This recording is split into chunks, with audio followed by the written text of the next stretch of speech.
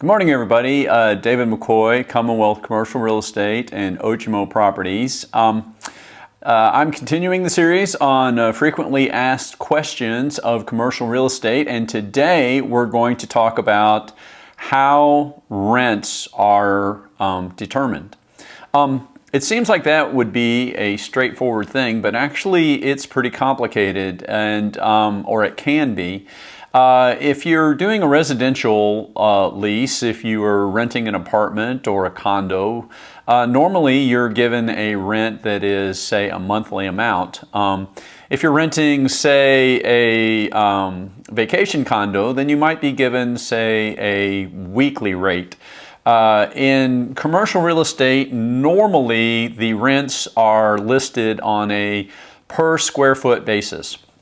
And I found that lots of times that's confusing for people who have not had much experience with that.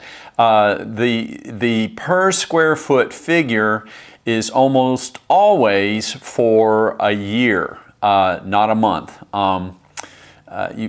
You may have cases from time to time where people list it per month, but it is almost always a per year rate. So if you had a $12 per square foot figure, that would mean that whatever the square footage of that space is, it would be times $12, and that would be your annual rent. So then to get your monthly rent, you would then divide by 12. So 12 is a really easy number to use because since there's 12 months and $12, then in essence, it would be $1 per month. So whatever the square footage of your space would be, if you were paying $12 a year, would be what your monthly rent is. For example, if you had 1,000 square foot space you wanted to rent and it was at $12 a square foot, that would be $1,000 a month.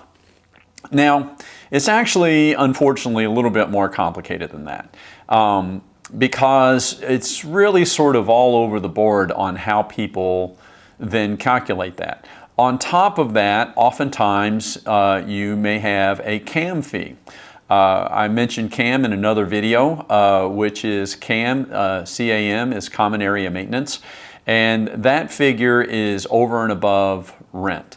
So if you have $12 a square foot, someone might say, oh, but we also have a common area maintenance fee, which is, it's usually, it depends upon the type of property, but it might be, $2 or $3 a square foot per year. So you would add that also on top of your rent. And unfortunately, it's even a little more complex than that because owners, oftentimes when they're setting their rents, they want to get rent for every square foot of their building. But unfortunately, sometimes the buildings have areas that are not really spaces that can be leased. They might have a common lobby, they might have some common space. There are a number of things that it might be. And so many times a landlord will add what they call a load factor to your space.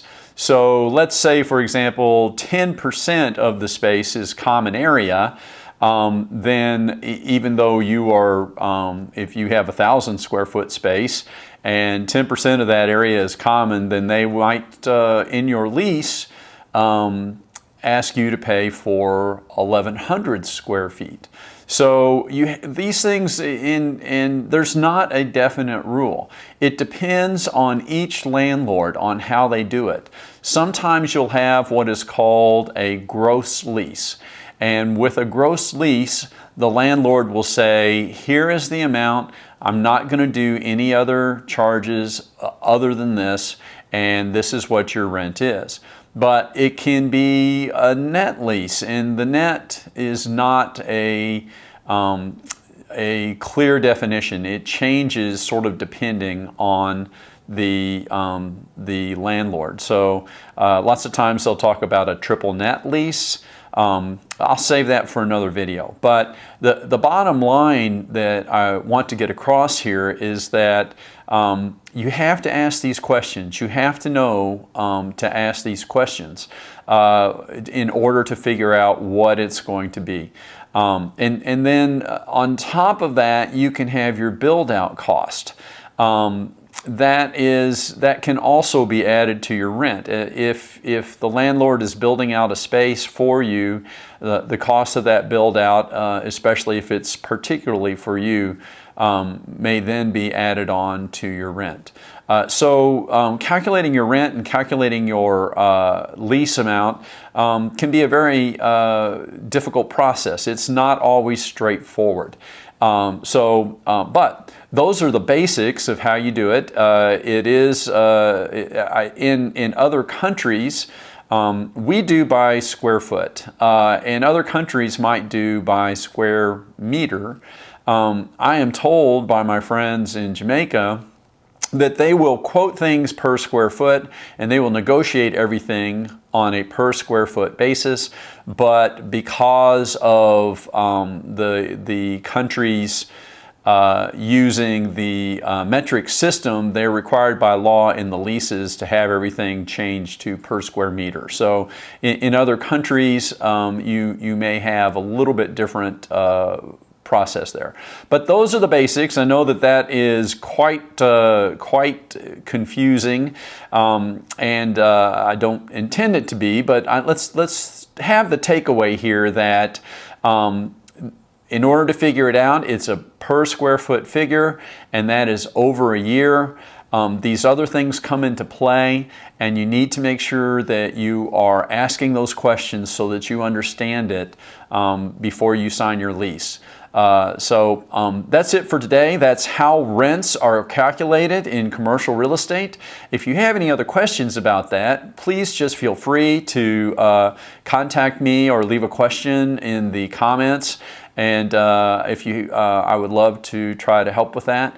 And that's it for today. So I hope you have a terrific day today. And I will see you guys next time. Take care.